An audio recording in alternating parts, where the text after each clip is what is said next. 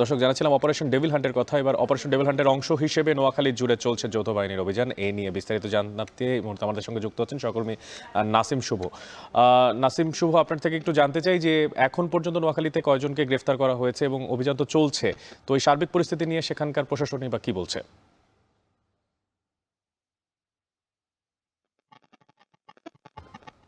অনেক operation devil হান্টের অংশ হিসেবে নোয়াখালীতে গত প্রায় 5 দিন যাবতই অভিযান চলছে এবং সবশেষ গত 24 ঘন্টায় কিন্তু নোয়াখালীর 9টি উপজেলার মধ্যে 5টি থানায় অভিযান চালিয়ে আরো নতুন করে 9 জনকে আটক করেছে আইন শৃঙ্খলা বাহিনী।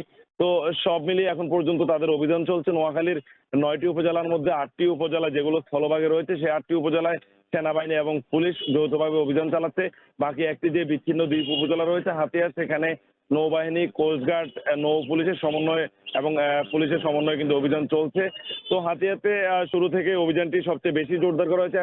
এখন পর্যন্ত নোয়াখালীতে যে 48 জনকে গ্রেপ্তার করা হয়েছে তার মধ্যে সর্বোচ্চ সংখ্যক কিন্তু বিচ্ছিন্ন দ্বীপ উপজেলা হাতিয়াতে। যার কারণ হিসেবে জানিয়ে রাখে আইন শৃঙ্খলা বাহিনী বলছে, হাতিয়াতে কিন্তু অবৈধ অস্ত্রের প্রচুর জনজনানি রয়েছে এবং এই অবৈধ অস্ত্র দিয়ে কিন্তু হাতিয়ার এই বিচ্ছিন্ন দ্বীপটি বিভিন্ন সময় যারা আসলে ক্ষমতায় থাকতেন তারাই নিয়ন্ত্রণ করতেন। যার কারণে কিন্তু হাতিয়ার যে দ্বীপ উপজেলার প্রায় 7 লাখের বেশি মানুষ, তারা সব সময় ক্ষমতাসীনদের কাছে জিম্মি থাকতেন এবং তারই অংশ হিসেবে এই সকল অবৈধ অস্ত্র উদ্ধারে কিন্তু সেখানে অভিযান জোরদার করেছে নৌবাহিনী, কোস্টগার্ড, পুলিশ এবং নৌ পুলিশের সমন্বয়ে গঠিত যে যৌথ বাহিনী তারা। তো হাতিয়াতে এই অভিযান চালাতে গিয়ে কিন্তু ইতোমধ্যে যৌথ বাহিনীর উপরে যে সন্ত্রাসীরা রয়েছে তারা কিন্তু হামলার ঘটনা ঘটেছে, ককটেল বিস্ফোরণ এবং গোলাগুলির ঘটনা ঘটেছে।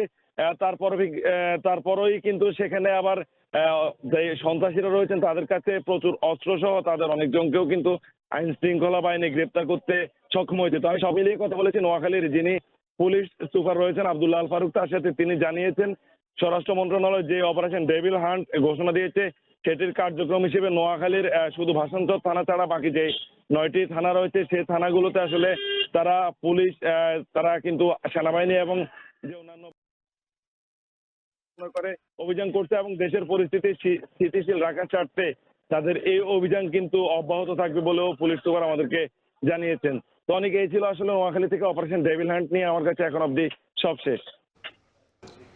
নোয়াখালীতে অব্যাহত রয়েছে অপারেশন ডেভিল হান্ট, আর সেই বিষয়ে সবশেষ খোঁজ খবর রাখছিলেন সহকর্মী নাসিম শুভ।